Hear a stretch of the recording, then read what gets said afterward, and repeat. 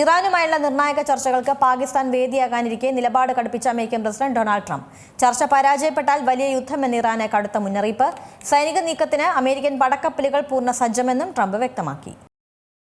ഇറാനുമായുള്ള സമാധാന ചർച്ചകൾ പരാജയപ്പെടുകയാണെങ്കിൽ ചരിത്രത്തിൽ ഇതുവരെ കണ്ടിട്ടില്ലാത്ത വിധത്തിലുള്ള വൻ സൈനിക നീക്കം നടത്തുമെന്ന കടുത്ത മുന്നറിയിപ്പുമായി അമേരിക്കൻ പ്രസിഡന്റ് ഡൊണാൾഡ് ട്രംപ് രംഗത്തെത്തിയിരിക്കുകയാണ്. പാകിസ്ഥാനിലെ ഇസ്ലാമാബാദിൽ നടക്കുന്ന നിർണായകമായ ചർച്ചയ്ക്ക് മുന്നോടിയായിക്കൊണ്ടാണ് ട്രംപിന്റെ ഈ ഒരു മുന്നറിയിപ്പ്.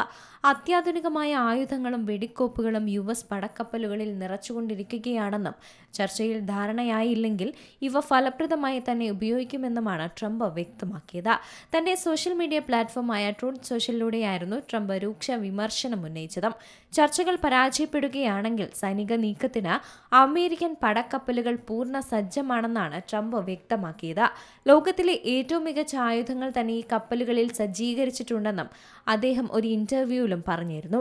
ഇറാൻ എന്ന രാജ്യം ഇന്ന് നിലനിൽക്കുന്നത് തന്നെ സമവായ ചർച്ചകൾക്ക് അവർ തയ്യാറായതുകൊണ്ടാണെന്നാണ് ട്രംപ് അവകാശപ്പെടുന്നത്. ഇറാൻ ആണവായുധ പദ്ധതികൾ ഉപേക്ഷിക്കാൻ സമ്മതിച്ചതായി ട്രംപ് അവകാശപ്പെട്ടെങ്കിലും യുറേനിയം സമ്പുഷ്ടീകരണത്തിൽ അവർ വാക്കുമാറ്റുകയാണെന്നാണ് അദ്ദേഹം കുറ്റപ്പെടുത്തിയത്.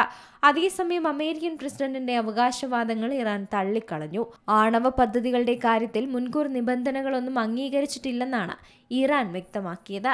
സമാധാനപരമായ ആവശ്യങ്ങൾക്കും വൈദ്യുതി ഉൽപ്പാദനത്തിനും യുറേനിയം സമ്പുഷ്ടീകരണം തുടരുമെന്നാണ് ഇറാന്റെ ഔദ്യോഗിക നിലപാട്.